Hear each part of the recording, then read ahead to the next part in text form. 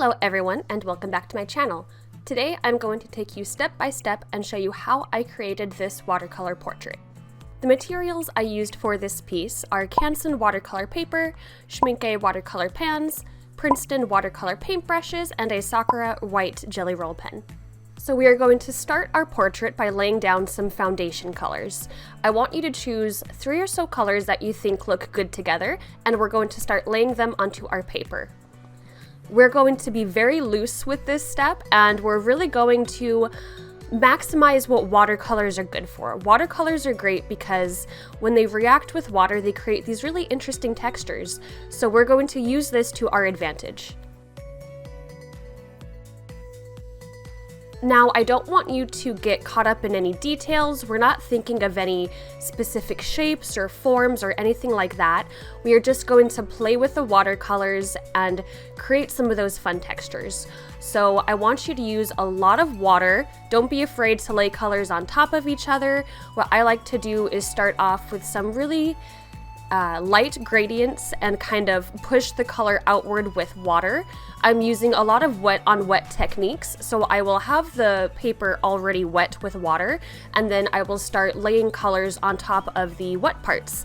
And this makes it so the colors will kind of do that really cool branching out effect, and they'll start to mix with each other on the paper, and that is what we want. That is what's going to get us those really, really interesting textures.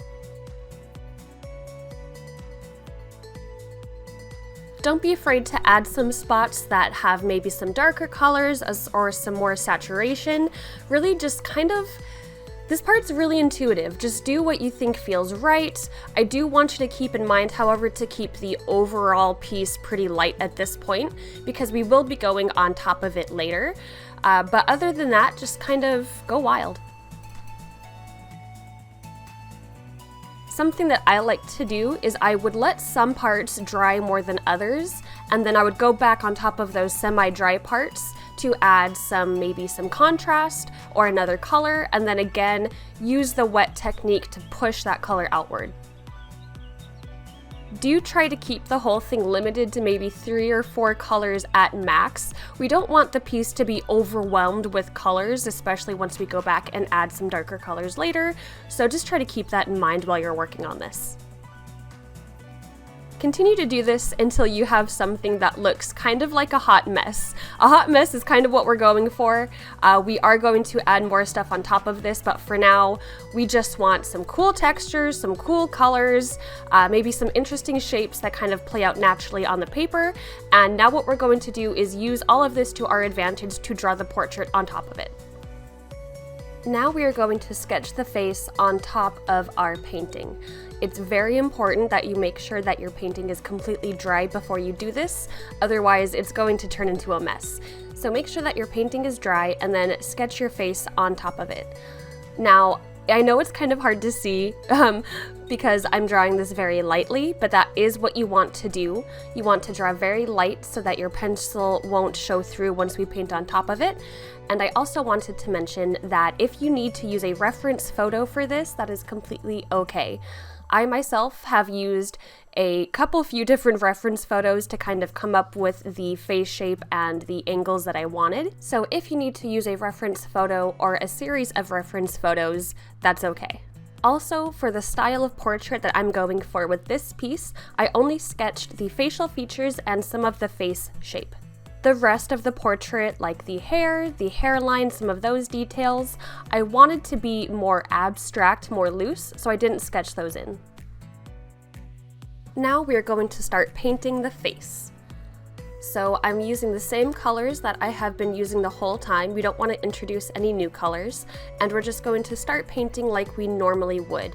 Now, a lot of this comes down to personal style and how you personally like to paint things, but for this example that I'm using, I'm concentrating very much on the eyes, nose, and mouth. Those are going to be the biggest points of contrast and the things I'm going to focus most on in terms of adding details.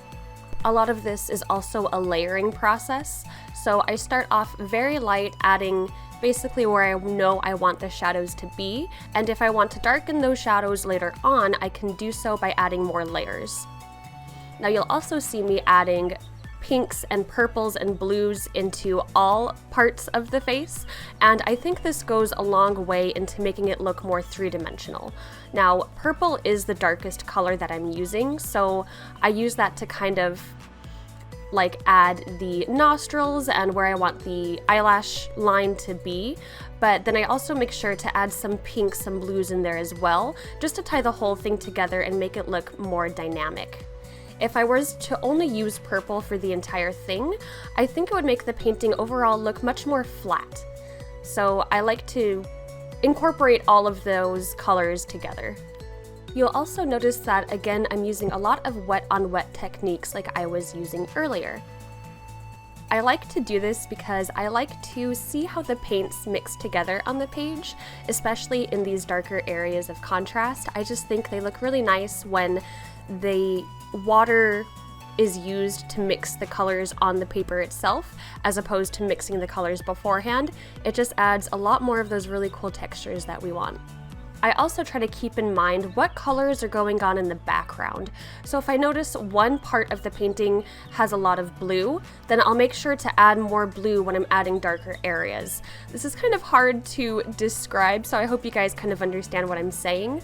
But basically, I'm just taking those background shapes and textures into account as I'm adding these darker layers and colors. This part of the process is also very fun and loose. I try to keep the whole thing overall really loose and not try to focus too much on details. I do like to add some personal flair though. For example, I really like to make under the eyes look really dark. I don't know, that's just kind of something that I've been doing a lot lately. So don't be afraid to add your own personal flair to this as well. You don't have to follow this tutorial exactly.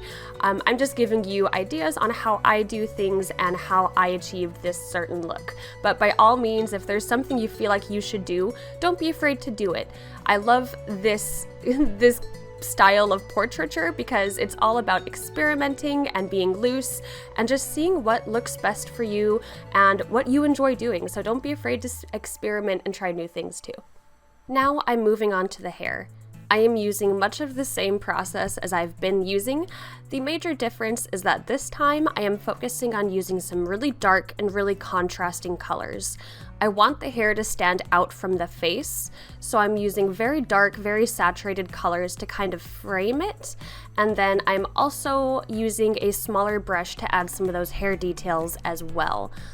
Here you can really see where I'm adding those different colors, especially paying attention to which colors I already have down on the paper, and I'm just blending those together using more wet on wet, letting the colors kind of mix naturally and kind of do their own thing with the paper, and I've got some really amazing textures going. I also approached the hair as if I was drawing one solid mass. So within the hair, I didn't really pay attention to like hair strands or individual shapes coming in the hair itself. I kind of wanted more of like a silhouette type look. So I didn't focus too much on the details of the hair. Really, the most detail I got was on the very edges where it's framing the face, just some of those loose strands that I really like to paint. I do have the entire face contained within the original underpainting that I had before, so I'm not going outside of those pre-established shapes. So when I'm doing the hair, I am kind of feathering out the color to blend in with that original shape. So the whole thing is contained within the original painting. I just like how this looks. I like how it looks a bit more abstract, a bit more expressive this way. I just think it looks really neat. Once I got down where I wanted the hair to go and what colors I wanted to use, I did go back and darken up some areas as well, just to add some more color and contrast and just some more oomph to the piece. This was also, again, being very intuitive, the same way I was doing in the beginning of the painting, just using some darker colors in some places and again feathering out using wet on wet. Once I was done with the hair, I just went and added some fun details. This is all totally personal flair, personal flavor, but I went back and I put some paint on my paintbrush. I made sure the brush was really saturated with paint, and then I flicked the paint over the whole painting just to add some speckles. I just really like how this looked, especially when some of the paint hit some of those spots that hadn't dried yet. The paper was still wet.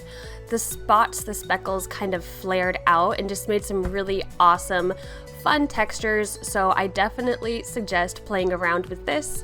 It was a lot of fun and just created some more just special little yeah. And then to finish off the piece, I also added some white Jelly Roll pen. I just added some highlights like in the eyes and the lips, and again, this is just personal flair, something I like to do. I did also add some white strands in the hair, again, just for more contrast. And with that, we are done. Here is my finished piece. I hope you guys enjoyed watching me paint this.